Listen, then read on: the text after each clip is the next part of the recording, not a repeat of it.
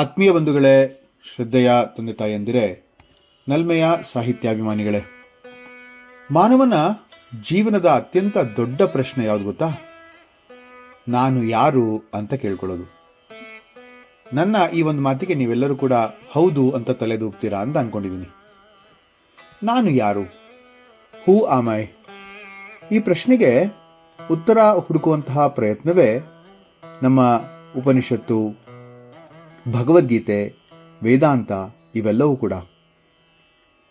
ಈ ಒಂದು ಪ್ರಶ್ನೆಗಳ ಹುಡುಕಾಟದಲ್ಲಿ ಉಪನಿಷತ್ತುಗಳ ಸಾರ, ಭಗವದ್ಗೀತೆಯ ತತ್ವ, ವೇದಾಂತದ ಪರಮ ಗುರಿ ನಮಗೆ ಮಾರ್ಗದರ್ಶಿಯಾಗಿರುತ್ತೆ. ಇಲ್ಲಿ ಡಿ.ವಿ. ಗುಂಡಪ್ಪನವರು ಅತಿ ಸುಂದರವಾದಂತಹ ಮತ್ತು ಅತಿ ಸುಲಭವಾದಂತಹ ರೀತಿಯಲ್ಲಿ ಈ ಒಂದು ಪ್ರಶ್ನೆಗೆ ಉತ್ತರವನ್ನು ಕೊಡುವಂತಹ ಒಂದು ದೊಡ್ಡ ಪ್ರಯತ್ನವನ್ನು ಮಾಡ್ತಾರೆ. ಅಭೂತಪೂರ್ವವಾದಂತಹ ಇಂತಹ ತೇಜೋಪೂರ್ಣ ವ್ಯಕ್ತಿಗಳು ಮಾತ್ರ ಇದನ್ನು ಮಾಡೋಕ್ಕೆ ಸಾಧ್ಯ ಅನ್ನೋದು ನನ್ನ ಅಂಬೋಣ. ವಿಶ್ವದ ಕೇಂದ್ರ ಯಾವುದೋ ಒಂದು ಸ್ಥಳವಲ್ಲ. ನಿನ್ನ ದೃಷ್ಟಿ, ನಿನ್ನ ಚೈತನ್ಯ, ನಿನ್ನ ಮನಸ್ಸೇ ನಿನಗೆ ವಿಶ್ವದ ಕೇಂದ್ರವಾಗಿದೆ ಅಂಥೇಳಿ. ಆದ್ದರಿಂದ ಜೀವನದಲ್ಲಿ ಸುಗಂಧ ಹರಡುವಂತಹ ಹೂವಿನಂತೆ ಬದುಕಬೇಕು ಅಂತ ಹೇಳುವಂತಹ ಸುಂದರ ಮಾತು ಈ ಕಗ್ಗದಲ್ಲಿ ಮೂಡಿಬಂದಿದೆ. ಈ ಕಗ್ಗ 136ನೇ ಕಗ್ಗ ಪಾರಮಾರ್ಥಿಕ ತತ್ವವನ್ನು ಮನುಷ್ಯನಿಗೆ ಅರ್ಥ ಆಗೋ ರೀತಿಯಲ್ಲಿ ಸುಲಭವಾದಂತಹ ಒಂದು ವಿವರಣೆಯೊಂದಿಗೆ ಡಿ.ವಿ.ಜಿಯವರು ನಮ್ಮ ಮುಂದೆ ಇಡ್ತಾ ಹೋಗ್ತಾರೆ. ಈ 136ನೇ ಕಗ್ಗ ಹೀಗಿದೆ.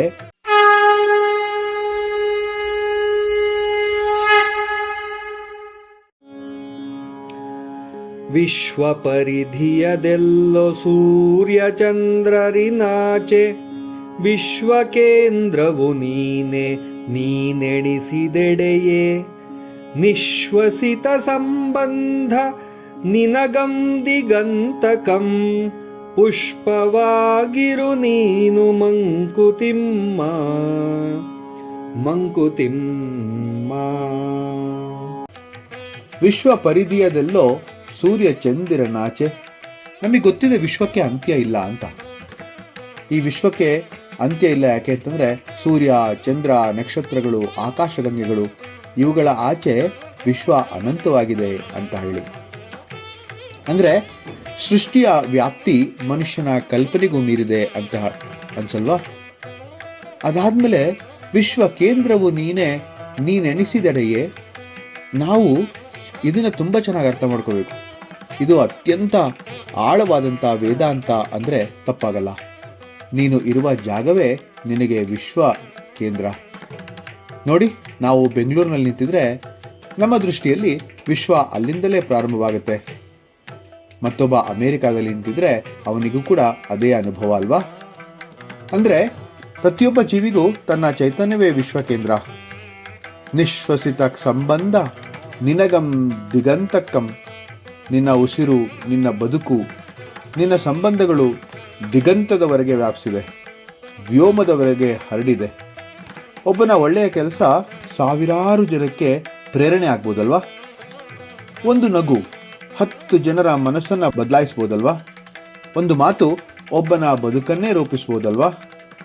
ಈ ಕೊನೆ ಒಂದು ಸಾಲು, ಆ ಎಪಿಗ್ರಾಮ್ಯಾಟಿಕ್ ಸೆಂಟೆನ್ಸ್ ಅಂತೂ ಅತೀ ಸುಂದರ, ಅತೀ ಅದ್ಭುತ ಅಂತ ಅನಿಸ್ಬಿಡುತ್ತೆ.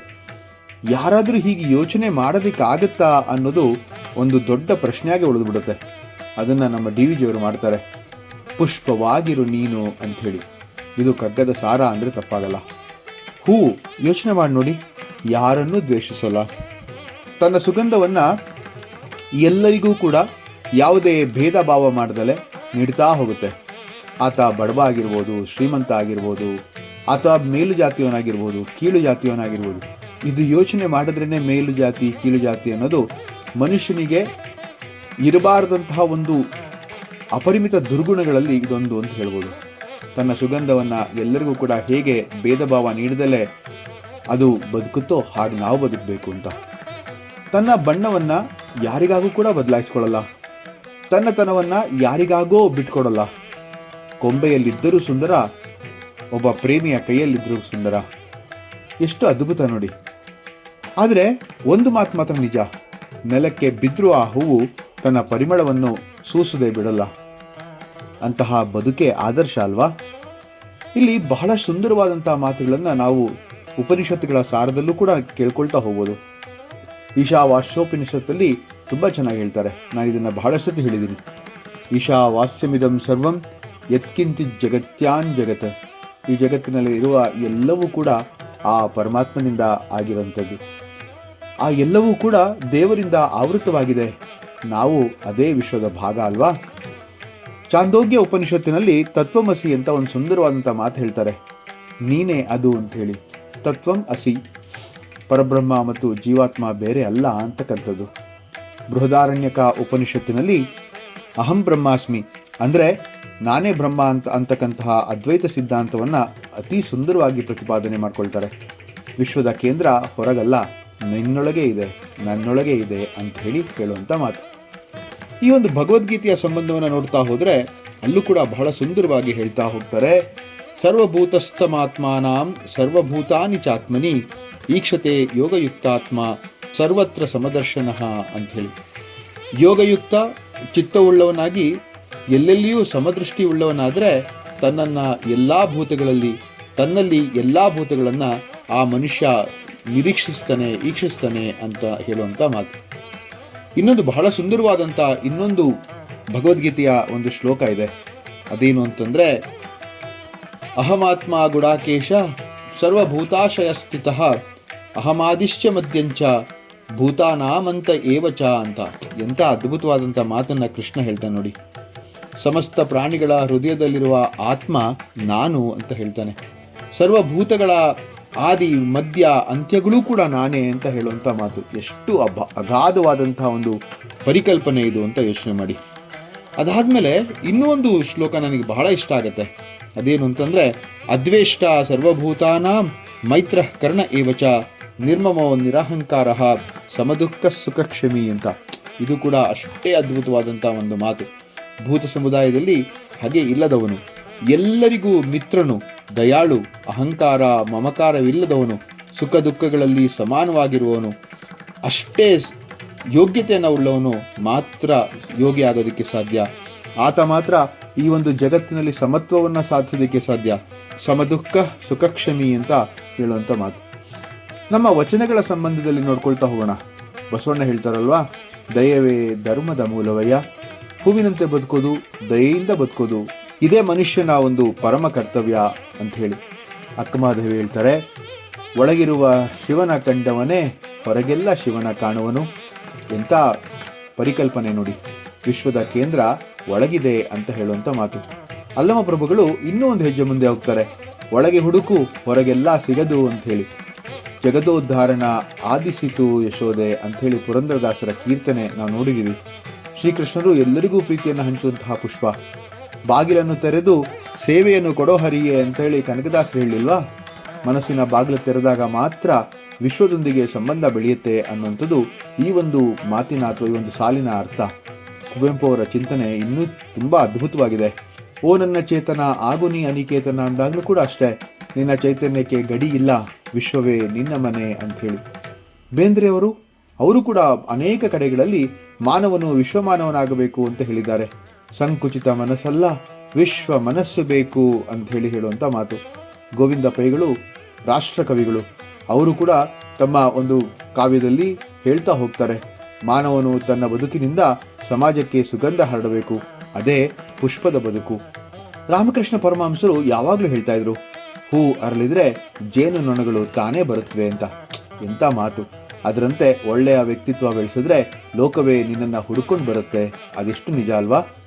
ಸ್ವಾಮಿ ವಿವೇಕಾನಂದರ ಸಂದೇಶ ನೋಡಿ, arise awake and stop not till the goal is reach ತರ ಸಿಂಹವಾಣಿ ಅಲ್ವಾ ಇದು. ಅವರು ಇನ್ನೊಂದು ಕಡೆ ತುಂಬ ಚೆನ್ನಾಗಿ ಹೇಳ್ತಾ ಹೋಗ್ತಾರೆ, ಜೀವ ಸೇವೆಯೇ ಶಿವನ ಸೇವೆ ಅಂತ. ಹೂವಿನಂತೆ ಬದುಕುವುದು ಅಂದರೆ ಎಲ್ಲರಿಗೂ ಉಪಕಾರಿ ಆಗೋದು ಅನ್ನುವಂಥ ಅರ್ಥ.